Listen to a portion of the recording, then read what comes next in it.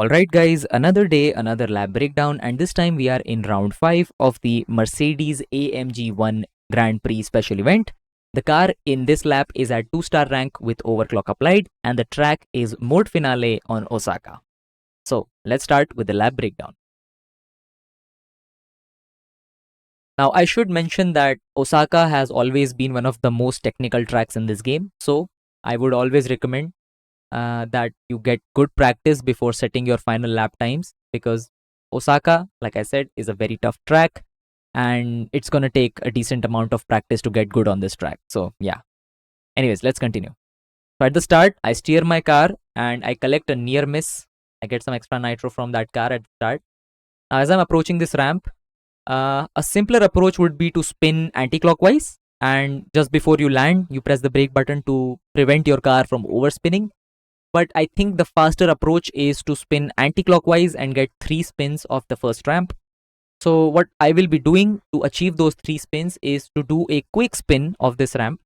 Now there are 2 methods to take a flat ramp, right? You take a flat ramp by as soon as your car is about to leave the ramp, and if you want to get quick spins, you start a 360 while you are on the ramp. So this is what I do. I am starting a clockwise 360 while I'm on the ramp, and this allows me to complete 3 360s of this ramp at the start. Now as I'm collecting that, I collect this yellow nitro bottle and I apply nitro of this ramp. Nice and easy. I'm gonna get up to max speed in air right about here. Shockwave is always more powerful than orange nitro, even more so applicable for this car at lower stars. Now once I do land, you need to ensure that your car is parallel to the wall. You don't want to land at a very sharp angle, otherwise you will end up crashing and your run will die as a result.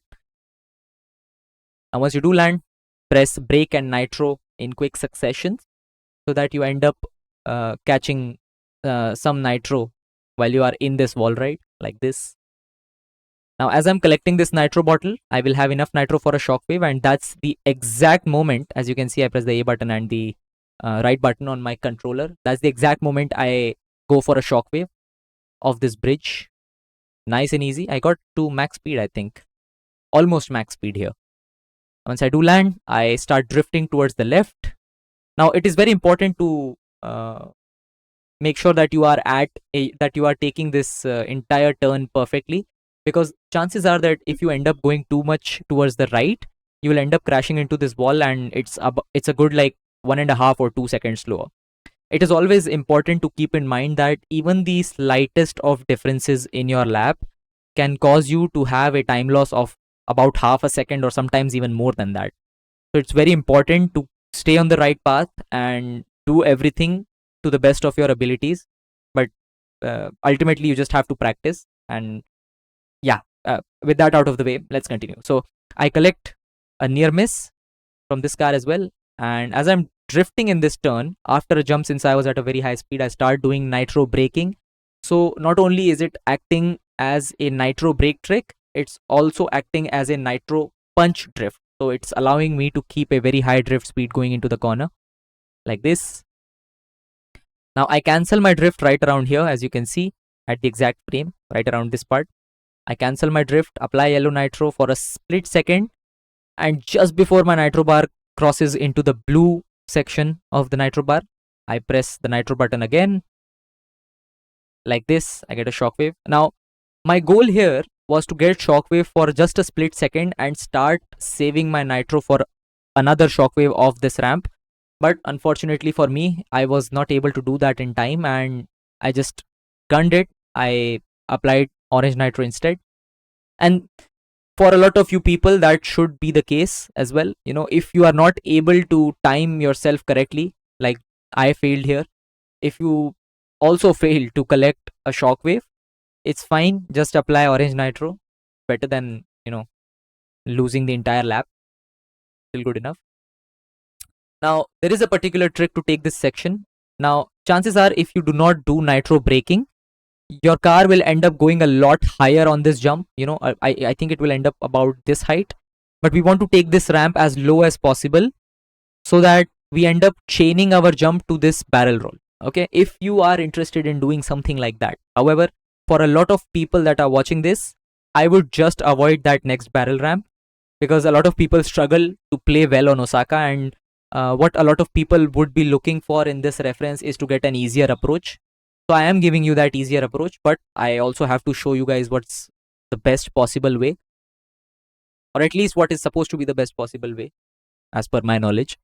So yeah, the trick is, once you are at max speed on this ramp, right? Once you are max speed around this part, once you land, press nitro brake. You need to do nitro braking right around this part. So as you are doing nitro braking, you are conserving a lot of speed, and because of this conserved momentum, your car is not, the ramp is not able to push you a lot more upwards than it normally would, right? So you take this nice and low like this.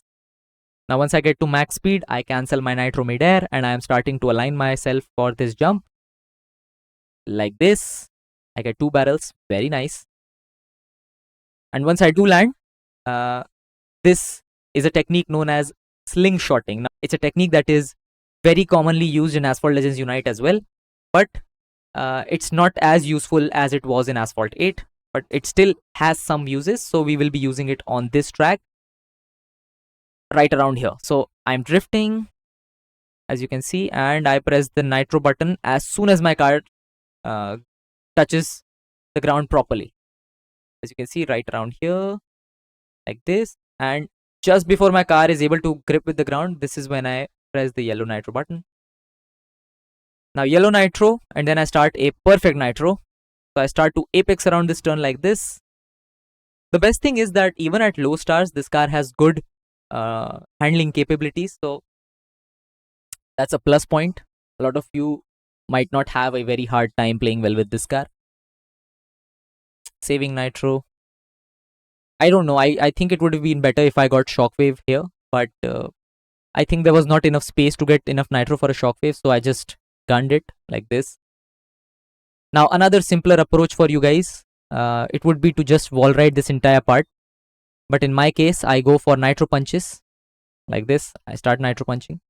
Also, yeah, if you guys do not know what a floaty drift is or what a nitro punch is, I highly recommend to check the guide video that I posted a few months back. It's on my channel. The link to that video can be found in the description of this video. Yeah. Align myself again. Take this wall ride. Press the brake button. Sorry. So I press the nitro button. Start using perfect nitro of this part to not lose much speed. Same thing again. Just apexing around this entire turn with a nice speed of 370 kilometers per hour. Again, perfect nitro, no need to use shockwave. Also, just make sure that you do not end up using orange nitro on this rough patch. It's going to slow you down by a lot. Keeping it nice and tight. Now, this is what's called as a, this is at least what I call a perfect 360. So as soon as my car leaves the ramp, that's when I start 360. It's all about timing. Now what this will allow me to do is I will press the brake button right around this part just before my car lands, touches the surface of the track, and it helps me stop the 360 in time. Now once I do land, given that I had started a counterclockwise 360 or anti-clockwise 360, I landed at the perfect angle and I started doing nitro braking like this, but like basically a nitro punch. So this helps me keep a high enough speed to get some airtime. Like this, I got some airtime there. So it prevented me from losing a ton of speed. Drifting, and I apply nitro here. Now I will get a perfect run right around this part. So this helps me continue this shockwave.